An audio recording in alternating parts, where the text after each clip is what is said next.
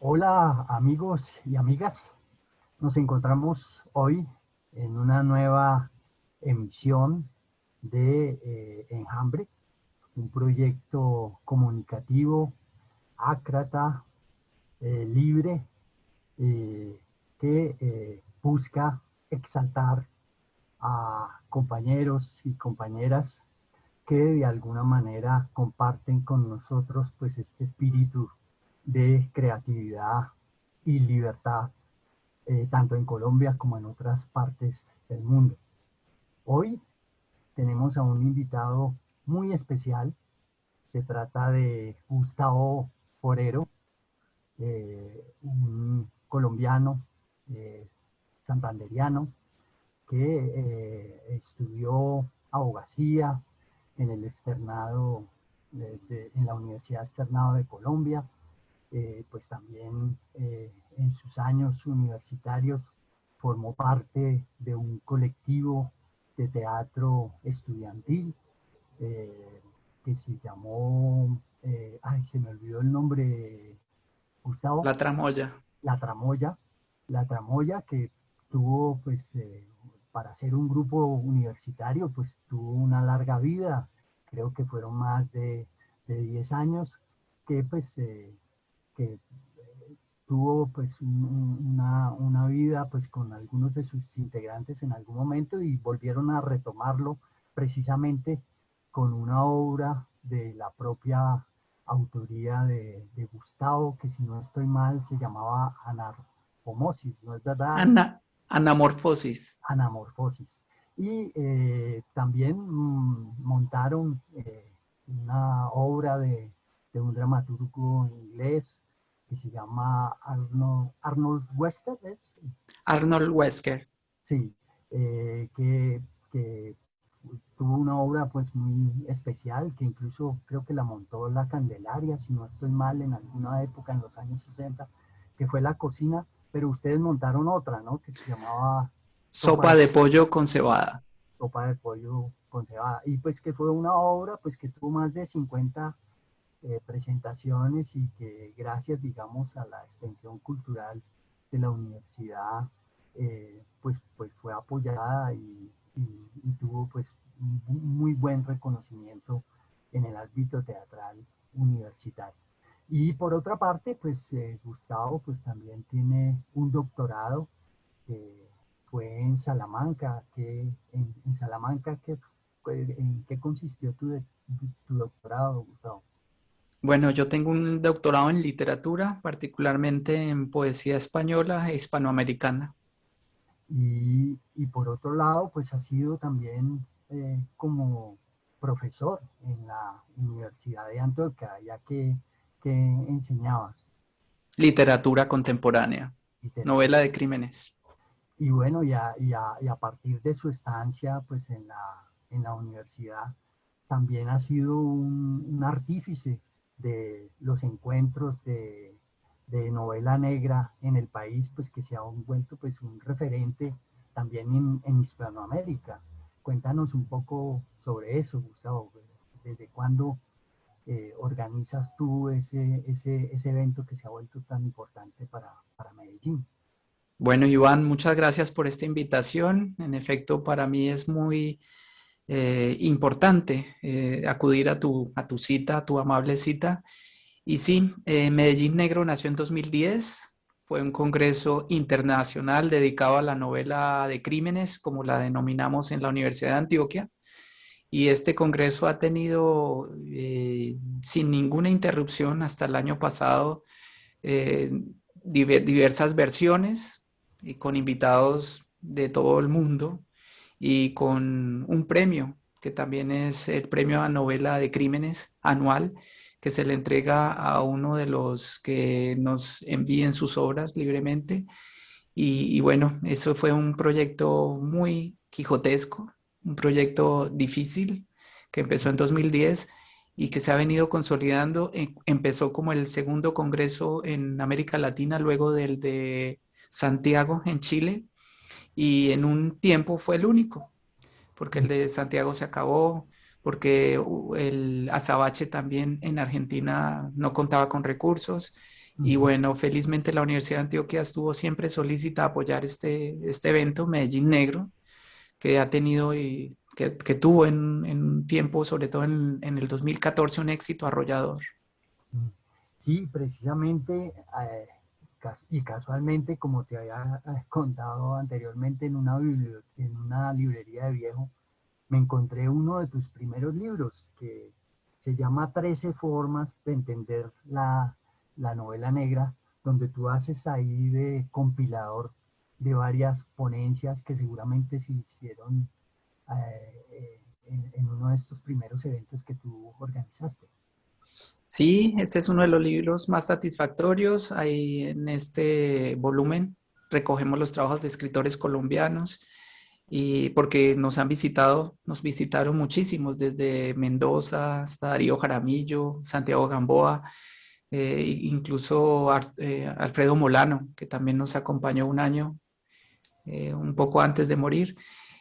Todos estos escritores han dejado su impronta, dejaron sus trabajos, felizmente, y con todos estos trabajos de escritores y académicos hemos hecho los diferentes volúmenes. En este momento ya Medellín Negro cuenta con 23 libros, todos editados pues en la universidad y todos editados con mi trabajo pues fungido de escritor y editor también. Y por ese mismo evento tú incluso has sido invitado muy especialmente a eventos de la misma naturaleza, como por ejemplo en Barcelona o en Córdoba, ¿no? En Argentina, pues donde ha sido, digamos, muy importante pues el desarrollo de la novela negra, o que ahora, pues como tú mismo lo mencionas en uno de tus libros, ya no se nombra de esa manera, sino como novela de crímenes, ¿no?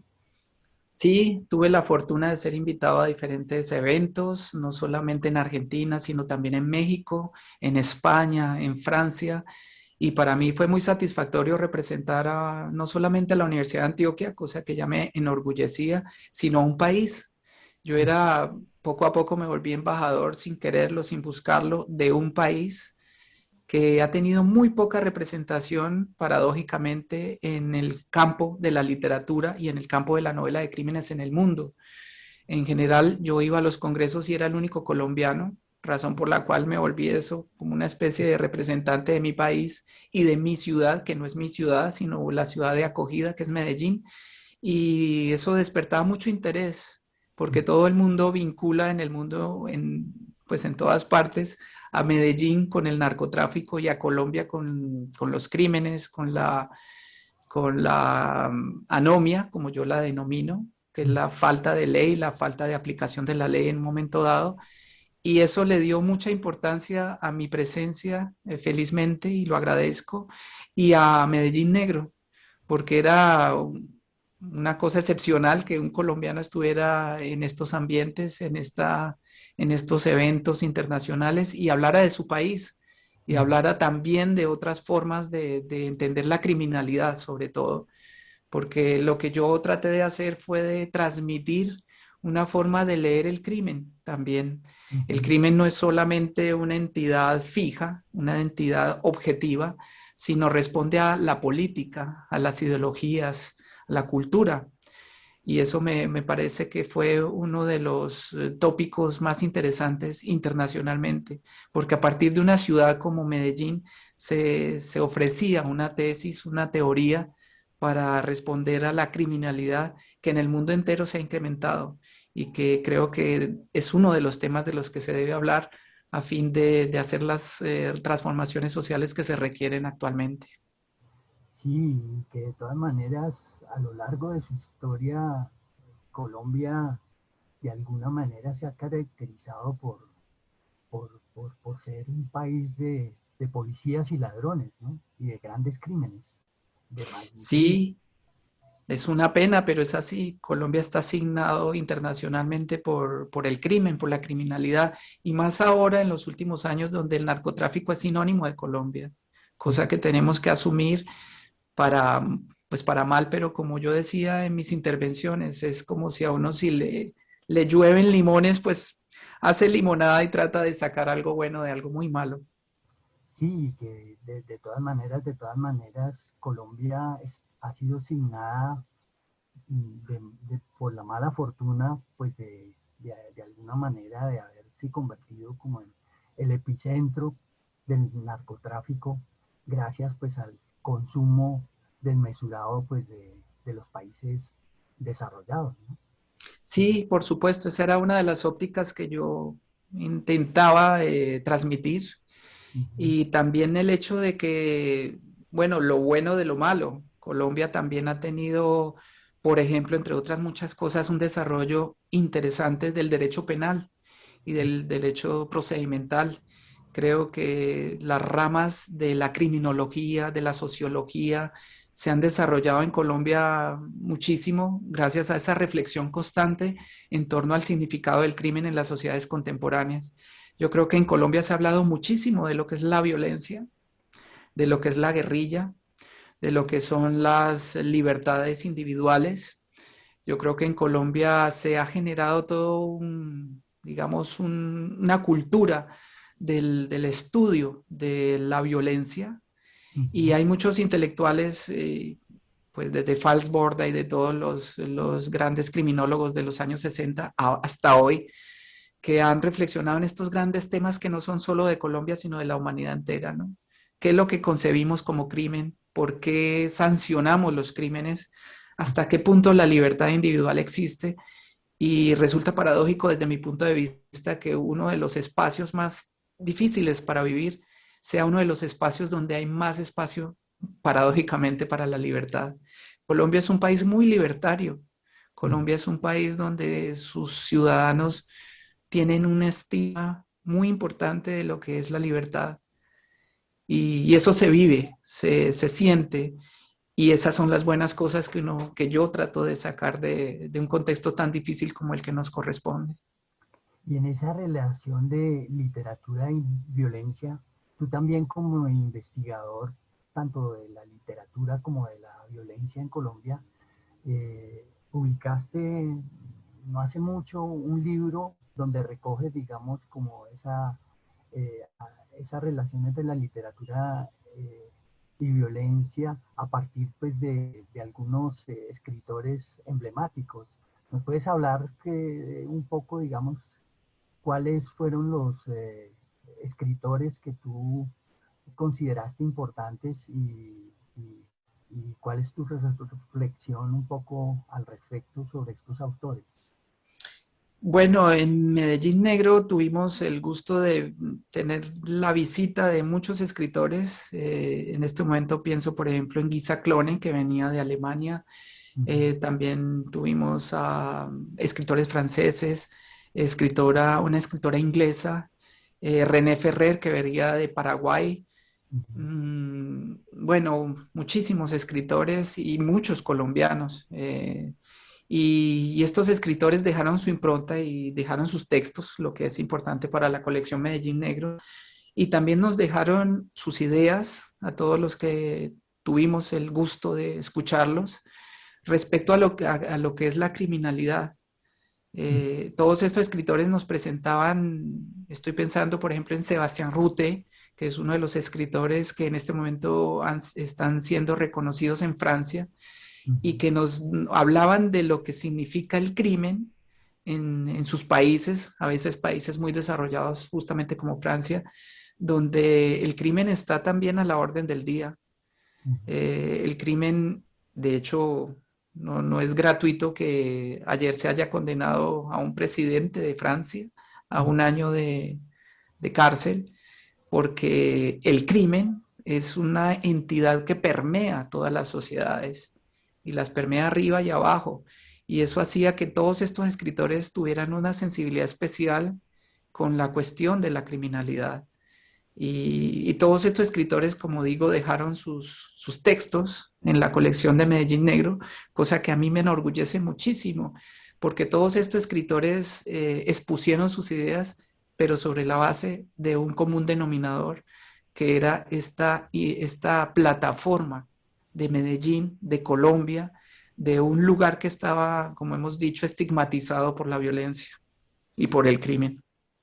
Y a propósito de eso, uno de tus más recientes trabajos es Capitalismo, Crisis y Anarquismo en la novela de Crímenes del siglo XXI en España.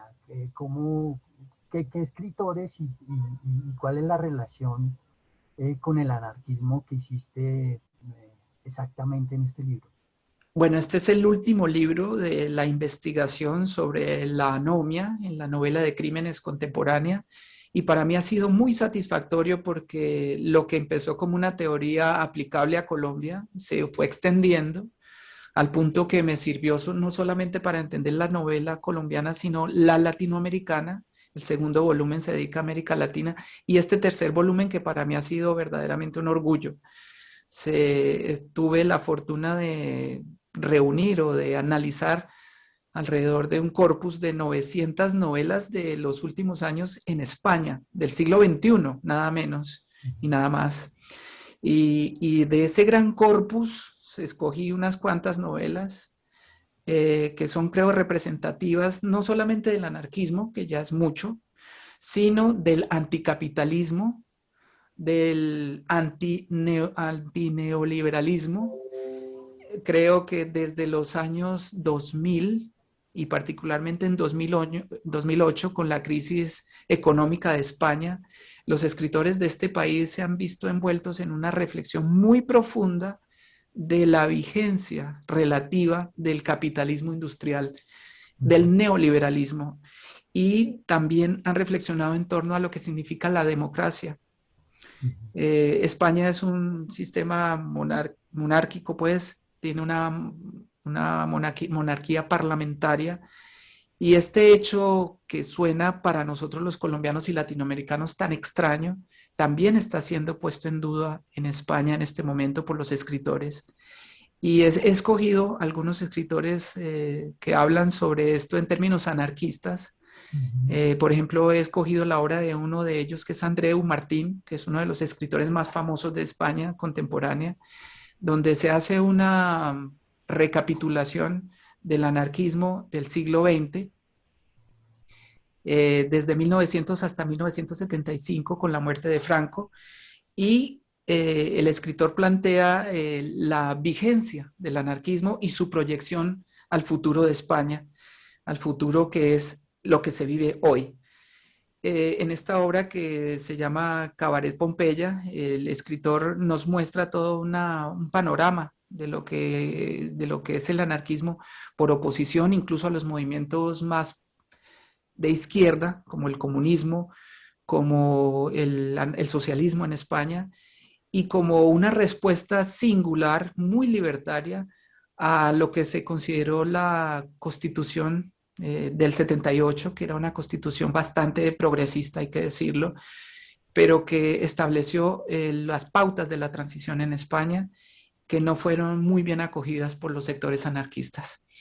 La Constitución del 78 se quedó corta, esto no solamente lo dice esta novela, sino las demás novelas y los críticos literarios españoles de los últimos años, frente a tantas reivindicaciones de los sectores populares en el país. De hecho, lo que se está viviendo hoy en España responde a esa reflexión. Creo que el hecho de que haya una coexistencia de diferentes fuerzas en el gobierno da cuenta de lo que este escritor establecía como la proyección del anarquismo en la política española. Bueno, además de él tenemos a otros escritores anarquistas, de hecho vinculados con el anarquismo, como Gles Ramírez, creo que se llama, que tiene una novela que es Pólvora Negra, donde se habla de uno de los atentados más famosos en contra de los reyes de España, un atentado de 1906, en donde los reyes salieron pues ilesos, pero lo que demuestra hasta qué punto el anarquismo estaba comprometido con los cambios sociales y políticos. Para el escritor lo que se quiere con esta novela es demostrar lo que pudo haber acontecido en España si se hubiera tenido éxito en un atentado de este calibre y si España hubiera acogido la forma política de una república. España ha habido dos repúblicas, una república en el siglo XIX y una breve, muy breve Segunda República en el XX. Y lo que hace este escritor es, digamos, echar de menos esa posibilidad política de tener una república, cosa que en este momento en España pues se ve muy lejana en realidad, ¿no?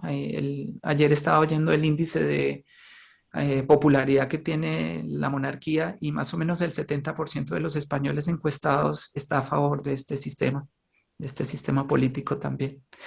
Por otra parte, hay un escritor que se interesa por la muerte de Durruti, de Buenaventura Durruti, que es uno de los pues, símbolos del anarquismo y sobre todo el anarquismo en medio de la Guerra Civil Española del 36. Durruti es asesinado en el 36 y este escritor da cuenta de ese ambiente de conflictos de la izquierda, donde los comunistas rechazan a los anarquistas, pero también la derecha rechaza a los anarquistas, y en ese cruce de fuerzas es que resulta muerto Durruti en circunstancias muy misteriosas. Bueno, y es interesante esa recuperación, digamos, como de la memoria histórica después de 40 años de dictadura, que, digamos, silenció, digamos, todas estas voces libertarias y que yo creo que de alguna manera para la gente joven es una manera de reconstruir pues esa memoria pues que la dictadura borró y silenció a sangre y fuego. Sí, efectivamente, estos escritores hablan de un nuevo pensamiento, de una nueva realidad política en España. Si bien es cierto, la dictadura terminó en el 75, de esa época para acá, proliferaron muchos movimientos. En España hay representantes de diferentes líneas del anarquismo, del anticapitalismo, del antisistema. Hay hasta un anarquismo reaccionario del que estábamos hablando antes, un anarquismo neoliberal. Es decir, hay muchas opciones del anarquismo y hay muchas opciones del anticapitalismo y este es el ambiente ideológico, cultural que ha permitido también la democracia. Porque si bien es cierto que estos escritores critican el sistema democrático instaurado con la Constitución del 78, es un hecho que tantas fuerzas progresistas, tantas fuerzas rebeldes, revolucionarias no hubieran podido desarrollarse si no fuera por la consolidación real de una democracia. España vive una democracia desde esa época, del 75, una democracia relativa, pero que es democracia comparada con otros muchos sistemas. Ujú. La transición sirvió para esto y sirvió para que se desarrollaran muchas fuerzas. El Partido Comunista fue oficializado pocos años después y se desarrollaron, como digo, muchas líneas políticas que están presentes en lo que es el sistema actual, lo que es el sistema gubernamental de esta época. En el sistema, en el gobierno actual confluyen diferentes fuerzas de izquierda, no solamente el socialismo tuvo que pactar con esas fuerzas y la más reconocida es Unidas Podemos, que es una fuerza mucho más progresista que el socialismo pues, tradicional y que demuestra también que lo que he dicho, que en una democracia consolidada pueden presentarse múltiples fuerzas y eso es lo deseable. Mm. Bueno, y como parte, digamos, de tu producción literaria, recientemente pues has publicado el libro Amantes y Destructores, que es una historia del anarquismo en Colombia y que prácticamente pues es como una reivindicación y un homenaje que tú le haces a un paisano como santanderiano que es Biófilo Panclasta, pues que como se conocía más como Vicente Liscano, pero que él mismo se autodenominó Biófilo Panclasta. Y tú pues reivindicas un poco en este libro, Amantes y Destructores, la memoria un poco inconclusa y fantástica que gira alrededor de este personaje que es un tanto excéntrico, que es aventurero, que es un locómano, como él se llamaba un tanto bizarro, un tanto pintoresco, pero que de alguna manera, como él mismo decía, fue un pionero pues, de las ideas ácratas en un momento, digamos, en que, como él llama a Colombia, la Godombia, el pensamiento conservador era bastante acentuado y extremo. Cuéntanos un poco para ti quién es este personaje Biófilo Panclasta y por qué tu interés profundo pues, en este personaje tan, tan especial y tan sui generis. Bueno, para mí, Biófilo Panclasta atrae toda mi atención por una cuestión muy sutil y muy biográfica. Uh -huh, Él es de un pueblo que se llama Chinácota, uh -huh, que queda muy cerca de la ciudad donde yo viví, que es Pamplona, pero lo que más me acercó a este personaje es que él murió en Pamplona en 1946 o 43, si no estoy mal, y murió muy cerca de la casa en que yo nací. Él murió más o menos a 3 cuadras de donde yo nací, uh -huh, en un ancianato, un lugar de acogida de personas mayores, pobres, que se llamaba el Albergue San José. uh -huh. Y el hecho de que una persona como él, que pues encarna los valores anarquistas tradicionalmente en la historia del movimiento en Colombia, estuviera tan cerca de mí, de mi origen, me impulsó a investigarlo. Después me encontré con un gran intelectual colombiano que es Juan Guillermo Gómez, colega de la Universidad de Antioquia, que hablaba mucho sobre él y eso me identificó con él, con este colega, y me llevó a apasionarme realmente por su figura, porque, como digo, es un mito, Biófilo Panclasta, que en realidad se llamaba Vicente Liscano. Algunos dicen que Vicente Rojas Liscano, pero su padre no lo reconoció y en realidad era Vicente Liscano simplemente.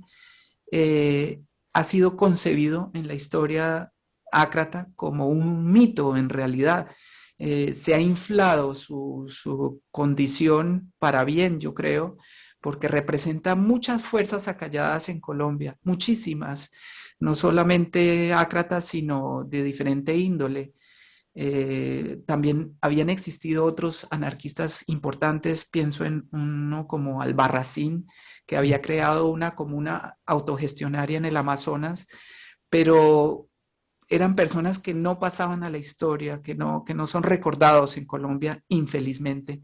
No son Durruti, no son los anarquistas españoles, uruguayos, que han sido homenajeados en sus historias, sino han sido acallados y por eso el hecho de que él se haya vuelto un mito me parece muy importante para nosotros los colombianos porque representa a una persona que, que constituye casi un colectivo, que es la idea más que su persona misma, en donde confluyen muchas personas que sufrieron igual suerte de ser perseguidos por el sistema, de encarnar la oposición a la Godombia, como dices, claro, como decía Biófilo Panclasta, para definir a un país saturado de conservadurismo, de fuerzas reaccionarias a las que él se oponía.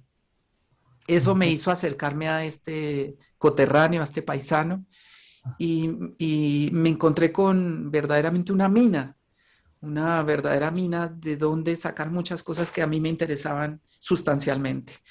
Entre otras, me interesaba la relación que tiene la historia de Colombia con la historia de Occidente, sobre todo la historia de Colombia con la historia europea el vínculo que existía entre el anarquismo colombiano y el anarquismo de un país tan lejano como nosotros, que era Holanda.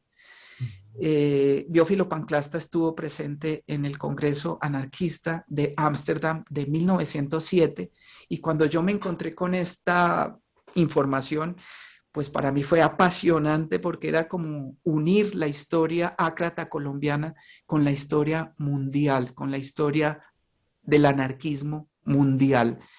Ya no era una cuestión de un país, digamos, olvidado para la historia de Occidente, sino la historia de un país local, de un país de la periferia, vinculado con los grandes movimientos europeos, ante todo, del anarquismo y particularmente con los movimientos europeos del norte de Europa, cosa que a mí realmente concretó todo lo que yo quería hacer, que era eso, vincular la historia colombiana con todo un movimiento progresista, revolucionario, apasionante, que tuvo como gran escenario el Congreso Anarquista de 1907.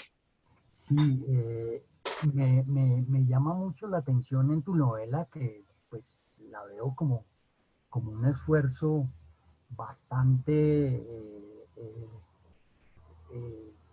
profundo en el sentido, digamos, de que es una novela que de largo aliento, es una novela de más de 500 páginas, donde pues la estructura literaria que tú construyes ahí tiene aspectos muy interesantes a mi manera de ver, porque es una narración que creo transcurre en dos aguas, que transcurren más o menos paralelas.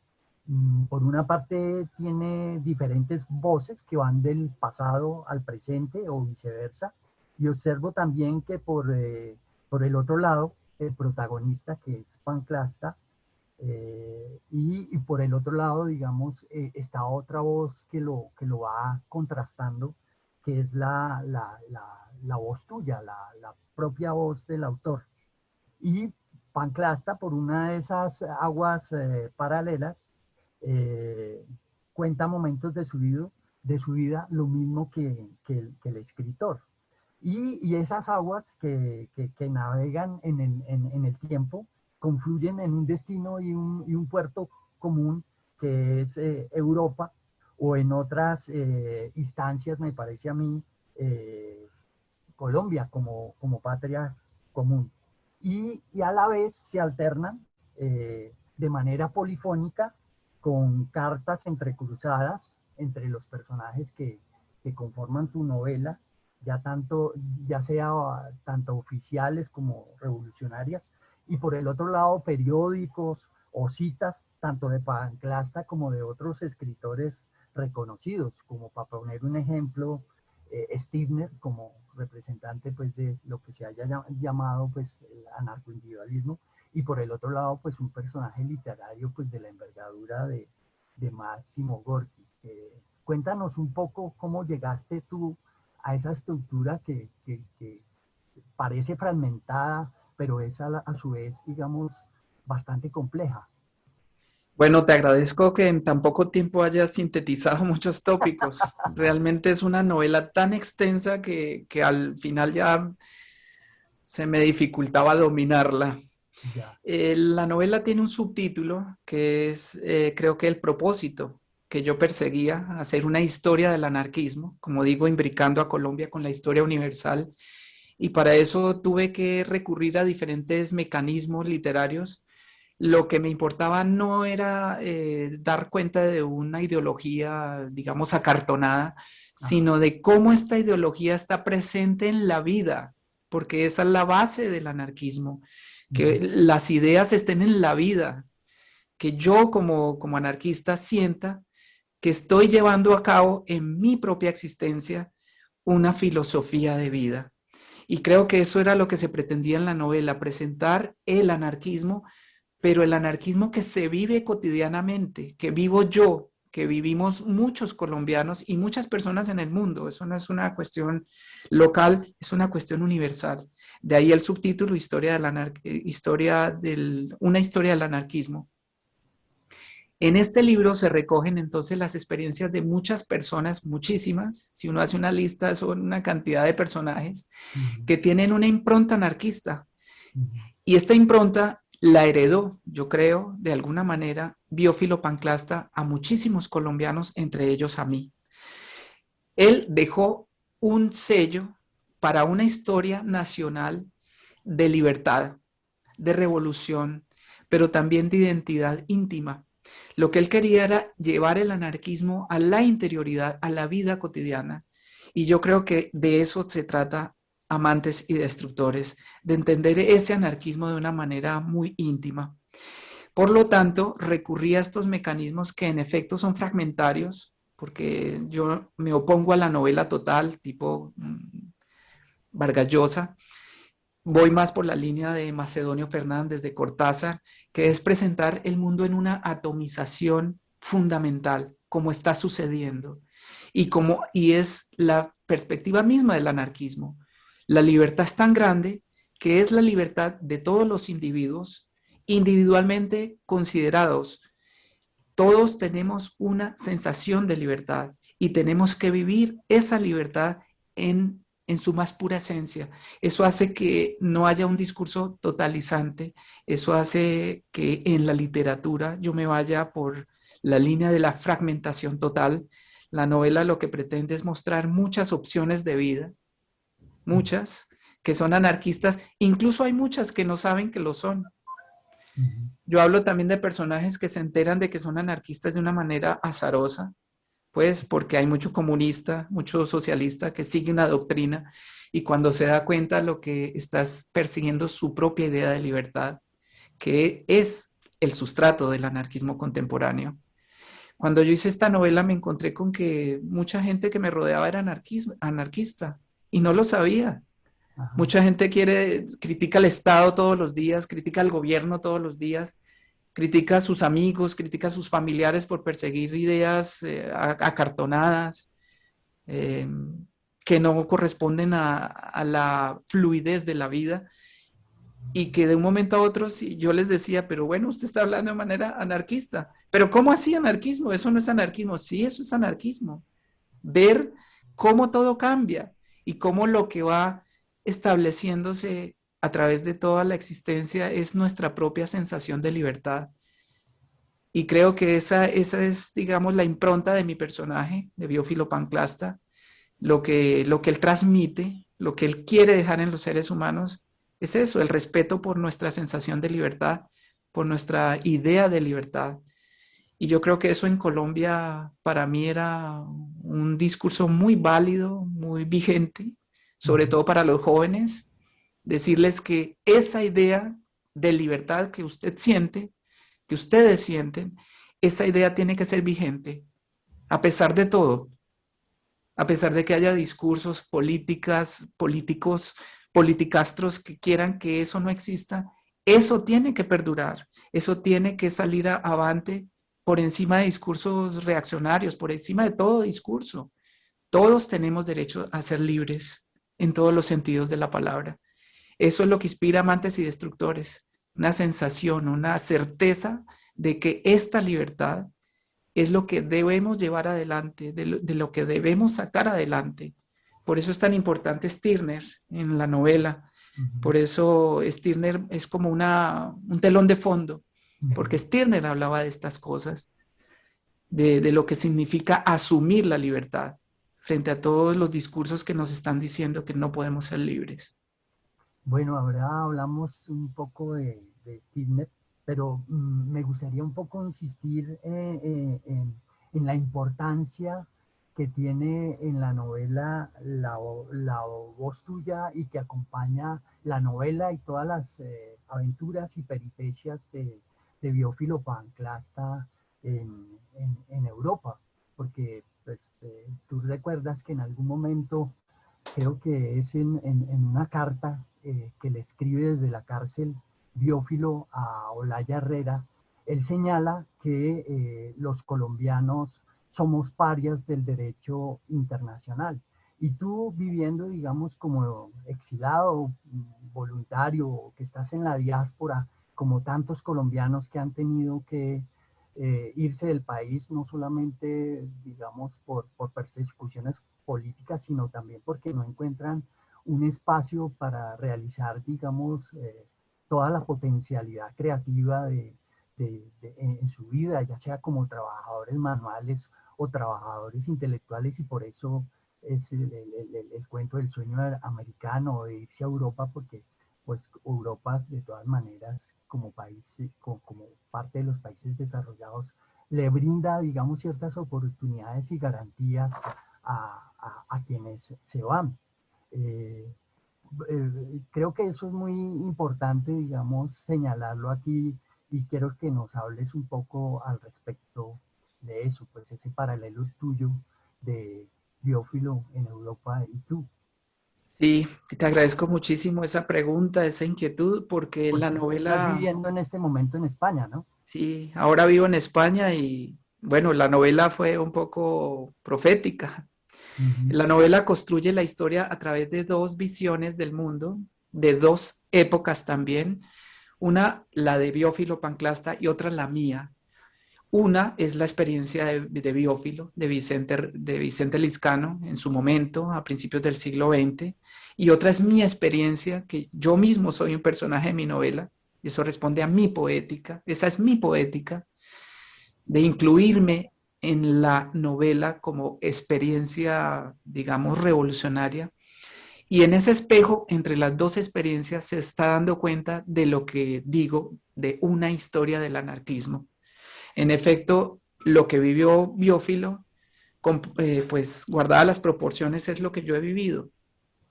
Y ujú, bueno, y lo que muchos colombianos de la diáspora, como se llama ahora, hemos vivido. Biófilo fue perseguido toda su vida, de una manera u otra, desde el tiempo en que era liberal simplemente. Tuvo que salir a Venezuela, tuvo que salir al Ecuador, tuvo que salir a la Argentina. Curiosamente, yo tuve que salir también, ujú, de diferentes maneras, pero también con miedo.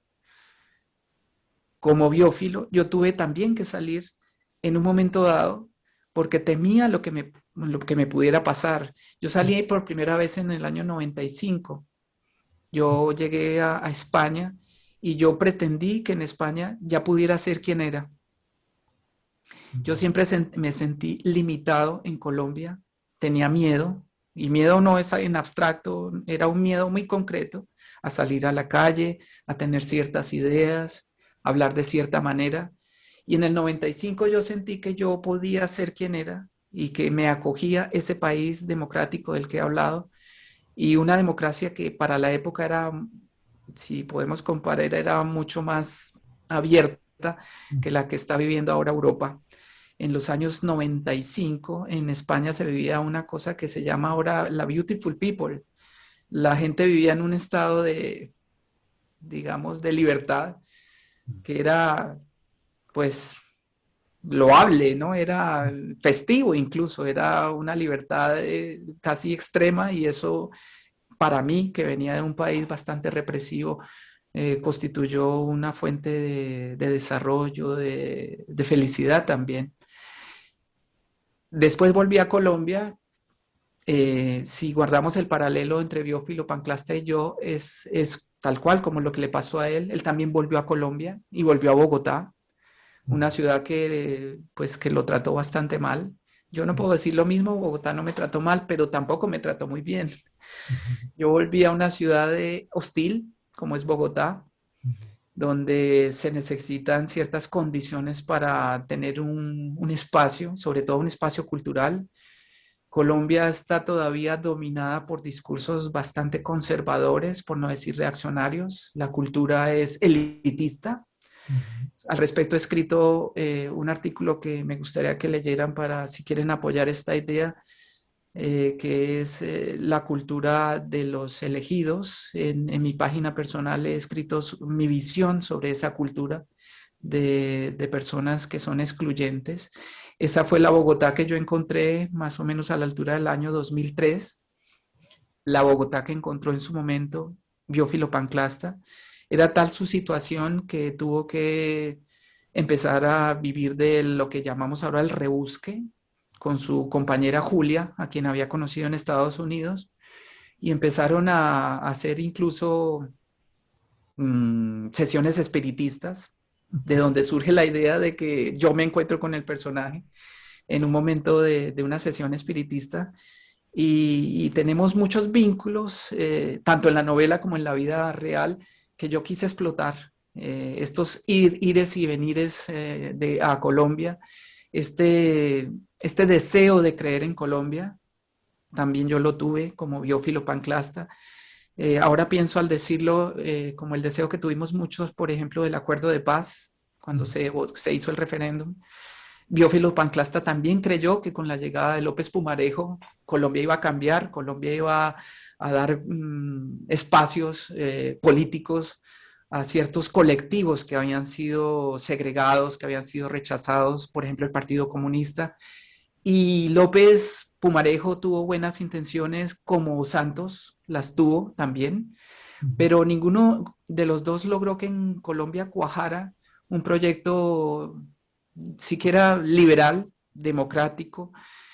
De alguna manera yo hago ese paralelo entre Santos, lo que se está sintiendo, lo que se está viviendo en Colombia a la altura del año 2006 y lo que se vivía en esa época de Biófilo cuando se creyó en que había una revolución en marcha, la revolución de López Pumarejo. Y ahora que lo digo, pienso que mirado en perspectiva, los dos gobiernos, el de López Pumarejo y el de Santos, que nosotros vivimos, han sido de los gobiernos más democráticos. López Pumarejo también dio cabida a un socialismo, digamos, incipiente en Colombia, tal como quiso hacer Santos con las FARC, que se trata de asimilar fuerzas que habían sido negadas, perseguidas, y que ellos quisieron vincular al sistema, atraerlas al sistema, y que fueron proyectos desgraciadamente fallidos. Bueno, de esta manera voy siguiendo ciertos aspectos comunes entre la historia de Biófilo Panclasta y mi propia historia y confluyen en un tema que tú has mencionado y que creo que es un tema capital para la Colombia contemporánea, que es el tema también de Biófilo Panclasta, que es el exilio. En Colombia tenemos más o menos o más de 4 millones de personas que han sido exiliadas. No se habla de exilio como tal, sino de desplazamiento, porque es lo que define más, digamos, el movimiento en Colombia de personas hacia el extranjero.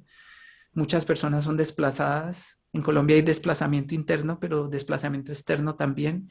Y hay más o menos, como he dicho, 4 millones de personas que nos hemos ido porque Colombia no asimila las nuevas fuerzas, no asimila ciertos discursos y tememos. Yo creo que yo represento solamente un caso, un ejemplo de todas esas personas que han tenido que salir en un momento dado. En el libro doy cuenta de muchos nombres que encarnan ese exilio y que estamos viviendo en otros países, no por voluntad propia, no lo queríamos tampoco. Nosotros tuvimos una fe en una Colombia democrática y en un momento dado vimos que ese proyecto no era posible. Biófilo creyó tanto que volvió a Colombia definitivamente y como he dicho al principio, murió en una ciudad que lo rechazó hasta el último día. En Pamplona se creía que él era un simple borracho, todo el mundo se burlaba de él. Él no era el anarquista importantísimo que era para la historia de Colombia, sino un simple anciano, ni siquiera venerable, era una persona olvidada. Y lo que intento en esta novela es recobrar a ese personaje a través también de mi propia familia. Yo también recobré mi historia, mi memoria, como has dicho, y de esta memoria pude rescatar a ciertos personajes de mi familia que encarnan proyectos muy distintos al proyecto dominante, que era el proyecto conservador que se instauraba en los años 40 y que ha venido desplegándose hasta el siglo XXI en Colombia. Bueno, volvamos al punto de partida de tu novela, que por ahí arrancas en esos paralelos entre el Congreso Internacional Anarquista, el primer Congreso Anarquista Internacional en Ámsterdam, y paralelo a eso el Congreso que se estaba celebrando en Holanda, en La Haya, por parte pues, de los gobiernos. Eh, ¿Por qué no hablas un poco de eso? Porque ese punto de partida de la novela es importante, digamos, para su Sí, desarrollo. ese punto es importantísimo para la novela porque ayuda a conformar un paralelo que también se hace entre Biófilo Panclasta y Santiago García, que Ujú. es uno de los personajes más importantes, perdón, Santiago Pérez Pero, Triana, sí, sí. que es uno de los personajes más importantes de la novela. Santiago Pérez Triana era hijo de un presidente colombiano y él es la persona que se escoge desde Bogotá para representar a Colombia en un congreso alterno al congreso anarquista de 1907 del que yo hablo, que es el congreso es un congreso que se dedica al tema de la paz. Es un congreso bastante hipócrita, digámoslo así, porque a lo que se dedica en realidad es al tema de la guerra y sobre todo al tema de la guerra como negocio.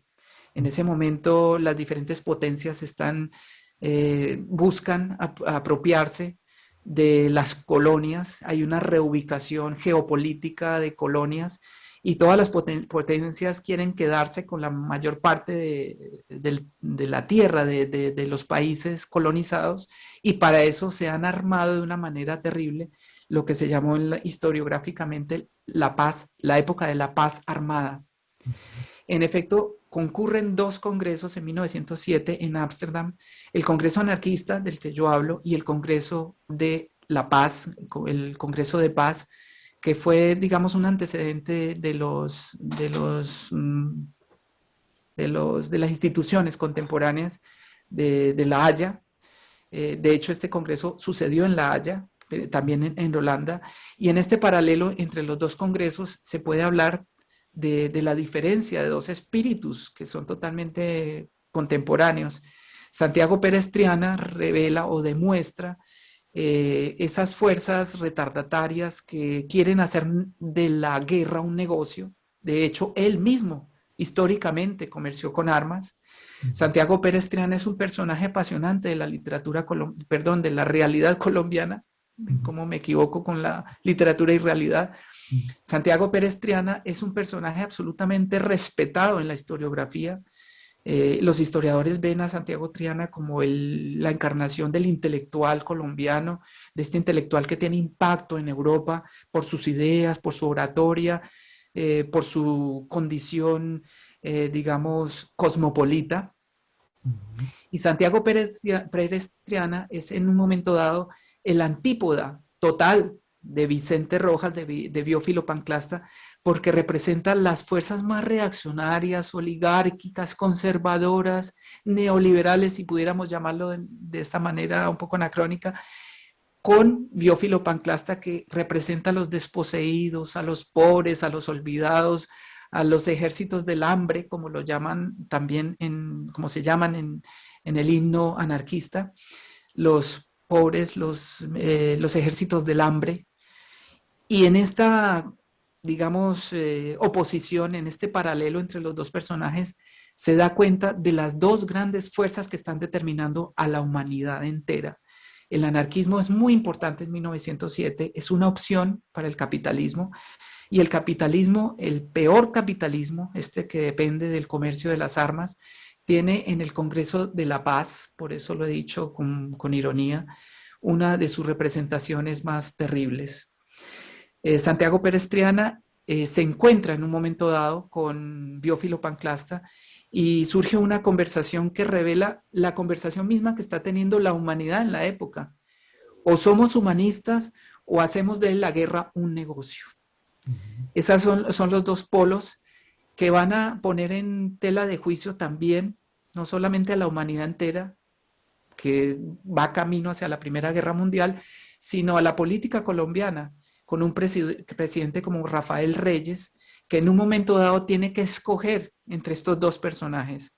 O protege a Biófilo Panclasta o protege a Santiago Pérez Triana. Y sin duda ustedes adivinarán a quién protege un presidente que además era un dictador como Rafael Reyes. Sin duda ustedes sabrán a quién va a proteger.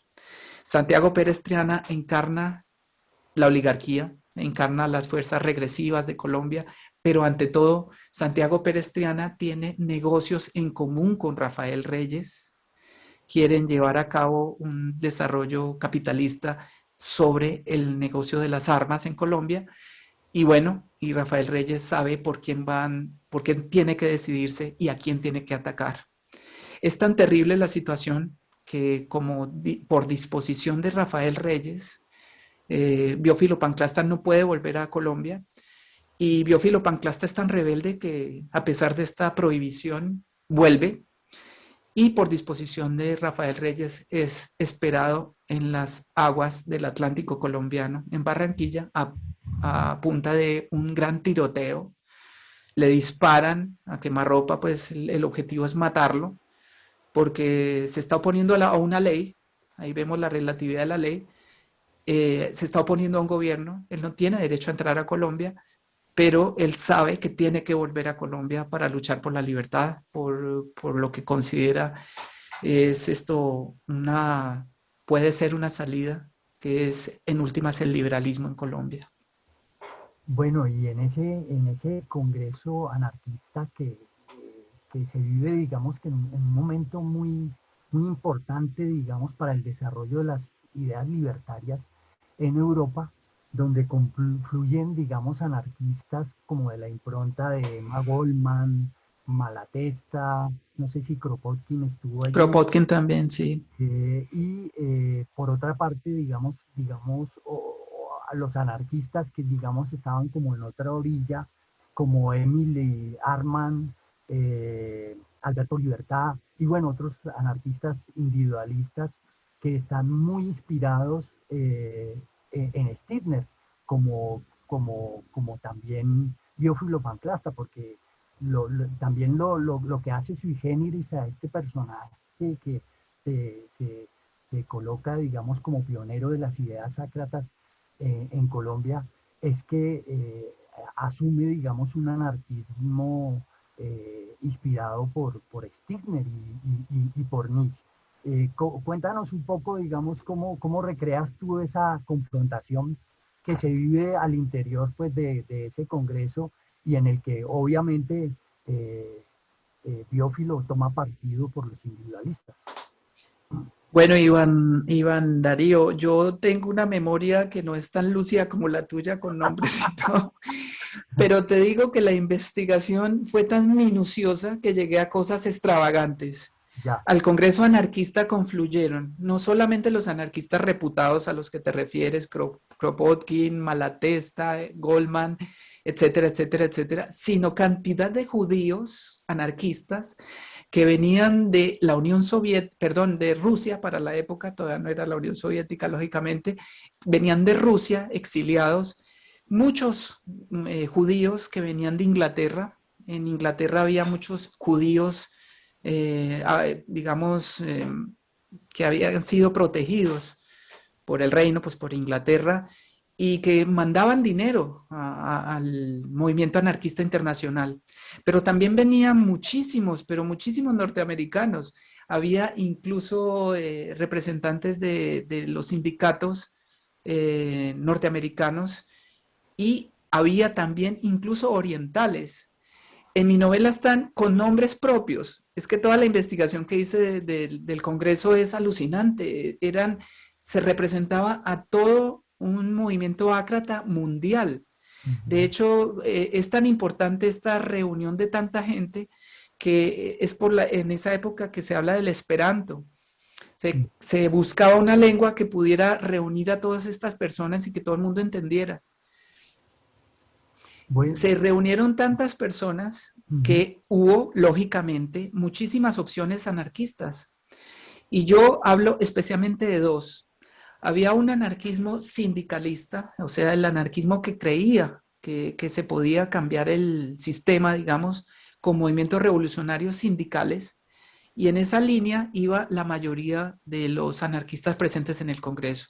Y por otra, había una línea de los anarquistas individualistas, de los que, digamos, Biófilo a grandes rasgos se puede vincular, que eran los anarquistas que creían en la en lo que más o menos yo he expuesto al principio, en una respuesta individual, íntima de lo que es el anarquismo, ese anarquismo que se vive cotidianamente, ese anarquismo que yo de alguna manera vinculo con la historia revolucionaria colombiana, porque en Colombia somos muy individualistas.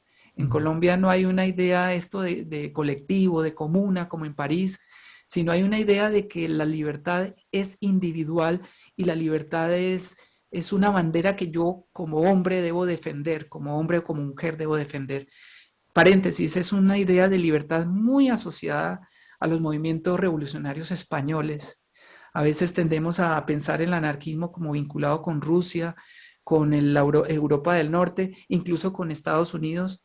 Y hay mucho anarquismo que tiene una raíz española, de la que yo hablo en la novela, que es este anarquismo individualista, también de Stirner, lógicamente, pero que implica al ser humano en su más pura esencia individual. Ese anarquismo es el que va y tiene representación en algunos anarquistas en el Congreso y que no tiene acogida. En el Congreso se va radicalmente por el anarquismo sindicalista, el que va a tener desde ese momento gran importancia internacional y deja a un lado el anarquismo individualista, que es el que Biófilo encarna, aunque él se burle de él, ¿no? Aunque él haga, pues se mofe de este anarquismo, pero en últimas es el que más lo identifica. Tanto lo identifica que su vida de ahí en adelante va a estar determinada por esa fuerza interior. Él dice que su ley es él, su, su criterio es el que él sigue, o sea, él tiene conciencia de que su yo es su bandera de batalla y que no se va a, pues esa gran libertad que siente, no se va a subyugar a un movimiento sindicalista incluso.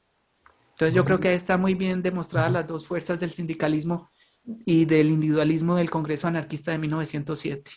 Supuestamente en ese congreso internacional en el que Biófilo participa, viene en representación de lo que se llamó en su momento la FORA en Argentina. Cuando él está en Argentina, supuestamente a él lo delegan como representante a ese congreso pues, por la FORA y en representación pues, de los anarquistas mexicanos. Eh, si tú que has estudiado, digamos, como las memorias pues, de ese congreso anarquista, dentro de los delegados, ¿realmente figura Biófilo o es parte, digamos, como tú también de alguna manera lo nombras de una manera muy generosa en tu novela, que a Biófilo hay que creerle como el 50% y el 50% pues, forma parte pues, de su mitomanía como gran revolucionario?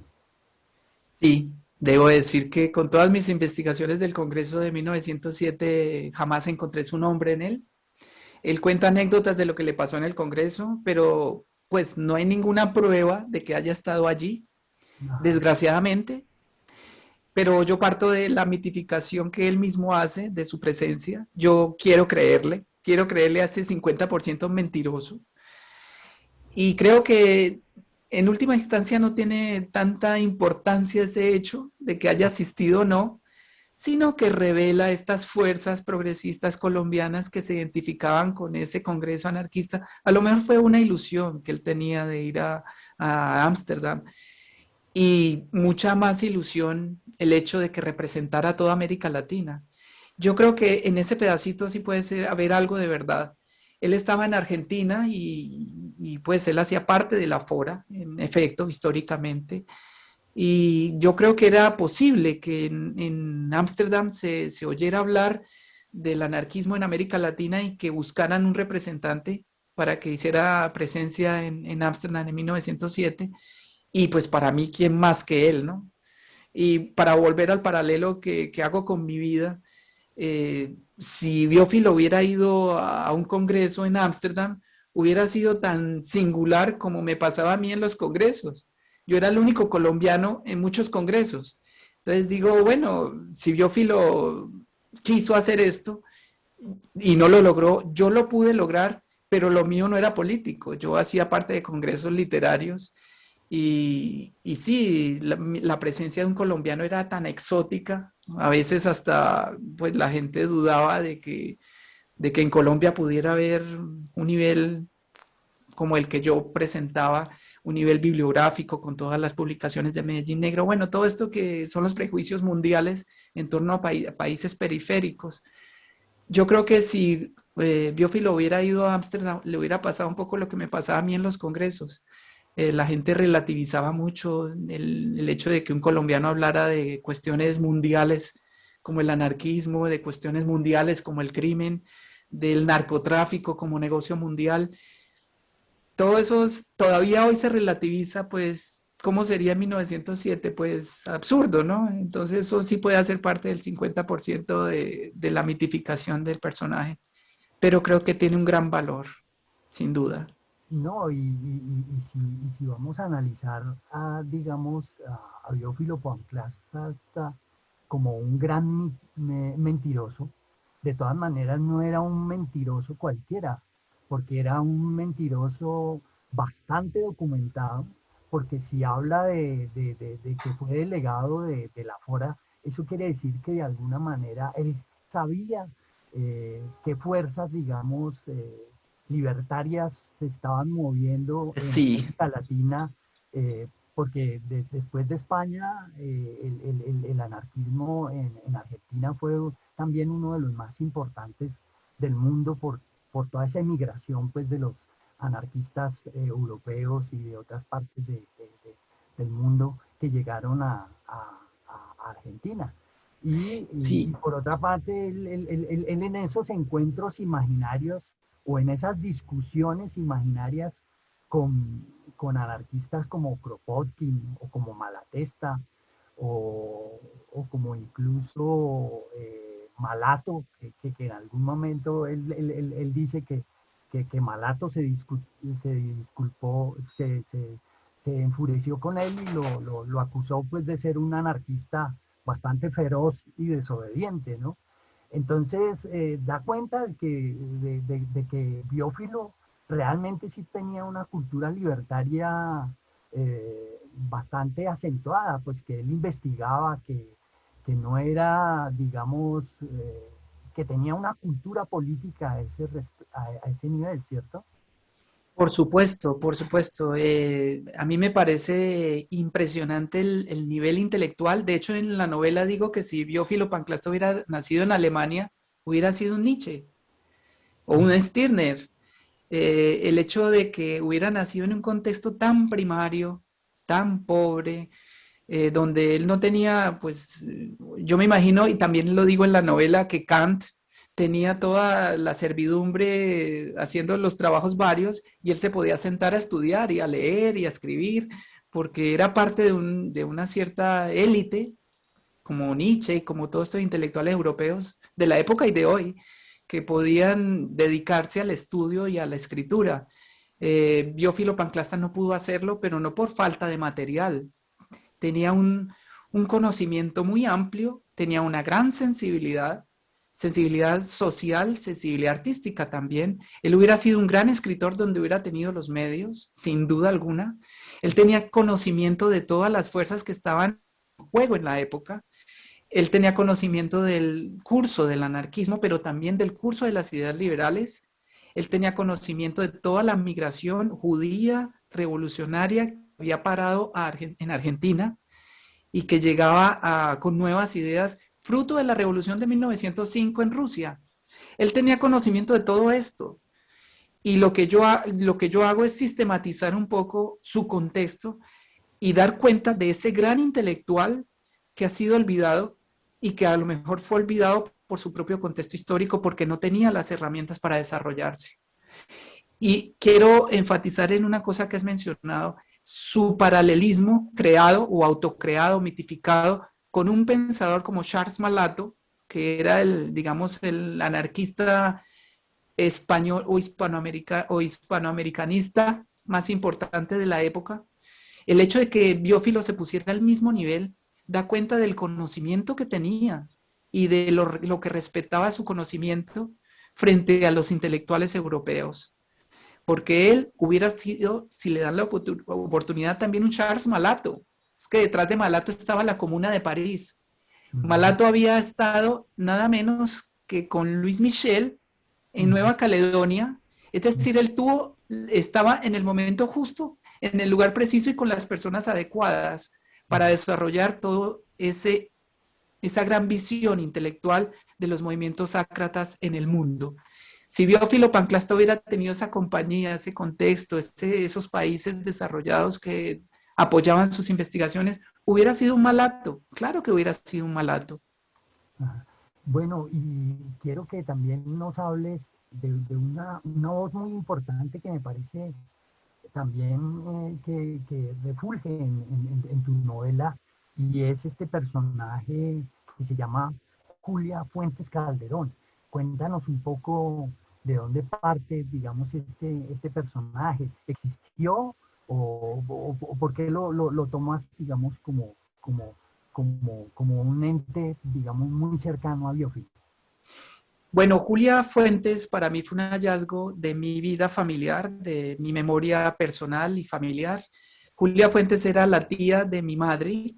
Ujú, Ella era hermana de un poeta norte santanderiano, Teodoro Gutiérrez Calderón, y era ella misma una intelectual. Ella era la hermana de mi abuela, y ellas dos fueron las primeras profesoras, digamos, vinculadas con movimientos culturales, con movimientos también, digamos, estudiantiles de la época.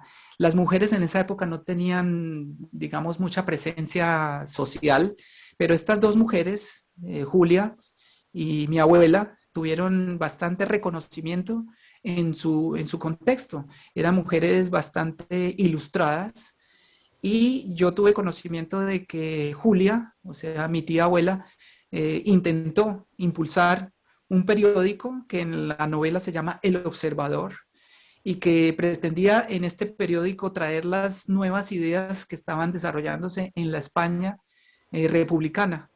Ella quería que a Pamplona llegaran estas ideas que resultaban revolucionarias, y eran revolucionarias muy primarias, digámoslo así, porque era enfrentar el tópico de que las mujeres debían casarse. Entonces lo que quería Julia era que las mujeres también fueran educadas, supieran leer y escribir, y que pues el objetivo de todas las mujeres no era casarse, que algunas podían dedicarse a otros temas. Y para ella, especialmente, y para mi abuela, otros temas que adquirieron importancia fueron la lectura y la música. ujú. Oriol Rangel era uno de sus colegas también, y Rosso era otro de sus colegas, eran compositores de la región, y todas estas personas que están también, digamos, antologadas en mi novela, conformaron una élite intelectual, un grupúsculo que le dio importancia al conocimiento por encima de las costumbres tradicionales y conservadoras de la sociedad del momento.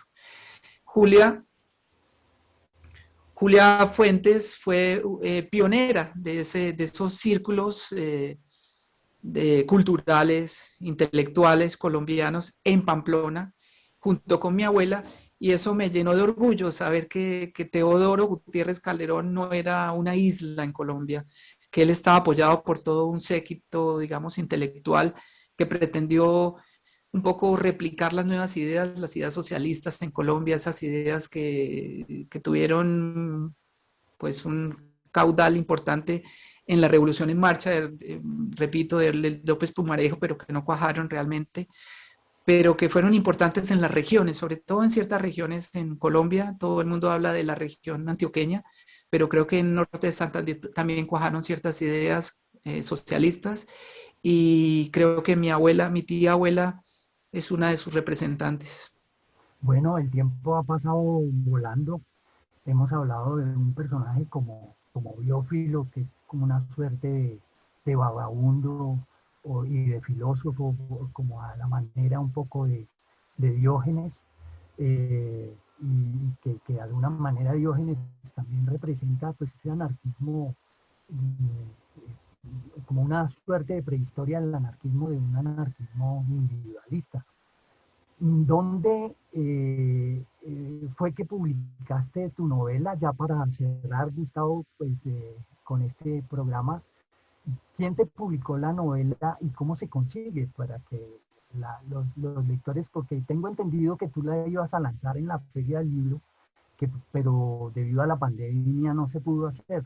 Sí, fue una pena. Mi novela no tuvo mucha acogida en Colombia. Yo la presenté a varias editoriales. Tal vez por la extensión no tuvo realmente recepción. Es muy larga.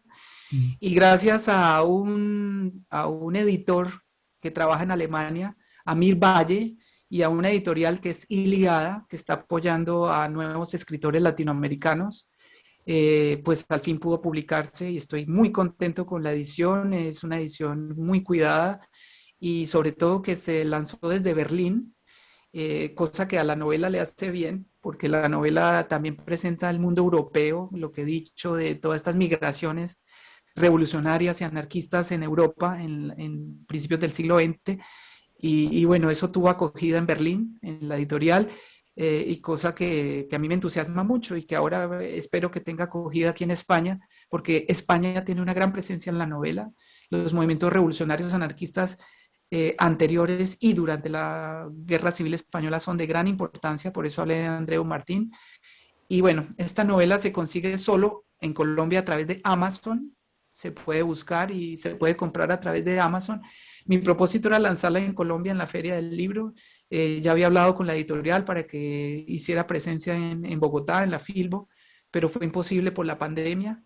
Y bueno, desde entonces las cosas se han complicado y yo trato de difundir el trabajo que he hecho, que es un trabajo exhaustivo, es un trabajo de investigación de todo el anarquismo de la época y un poco actualizarlo con los movimientos anarquistas actuales de los que hemos hablado Iván y yo antes, que son muy importantes, los movimientos anarquistas en Colombia, y ponerlos como en un espejo con ese anarquismo de principios del siglo XX. Espero que esto le entusiasme a muchos lectores, a muchos intelectuales, a muchos anarquistas en Colombia. Y creo que esto es una necesidad. En Colombia es necesario hablar de otra forma de la política, de la ideología. Es necesario enfrentar otras maneras de ver el mundo, sobre todo otras maneras políticas de ver el mundo. Y yo creo que los jóvenes van por esa línea. Yo tengo mucha fe en los jóvenes colombianos. Creo que cada vez son más ácratas, si se puede decir, y eso le da una esperanza a Colombia, un nuevo respiro. Tantos movimientos como hubo el año antepasado no son gratuitos. La Ujú. juventud en Colombia está cambiando de una manera vertiginosa y tengo mucha fe, mucha confianza en esa juventud, en todos esos chicos que están exigiendo sus derechos, exigiendo la libertad, en últimas. Yo creo que de eso se trata, exigir la libertad. Todos los colombianos y los ciudadanos del mundo nos merecemos la libertad. Y creo que a eso apunta Amantes y Destructores, que es una historia del anarquismo, que es mi novela, y que espero que sea muy leída y difundida gracias a espacios como el tuyo, Iván. Bueno, sí, muy interesante resaltar pues esa figura pues del pensamiento libertario en relación con la juventud, porque pues digamos, yo sí también siento que en esencia la juventud es libertaria hasta que le cortan las alas, ¿no? Pero bueno, tengamos fe en el porvenir y de que se abra el espectro de la libertad en Colombia, de que por lo menos en este contexto tengamos un espacio y un derecho a la oposición. Y como diría Trotsky, en relación a los anarquistas, si no existieran los anarquistas, habría que inventarlos. Bueno, nos Muy despedimos bien. de este programa de Enjambre. Los invitamos a una nueva, a un nuevo programa aquí en este espacio y agradecemos con mucho cariño y mucha fraternidad a Gustavo por haber aceptado esta invitación. Hasta luego y gracias. Muchas gracias. Hasta luego.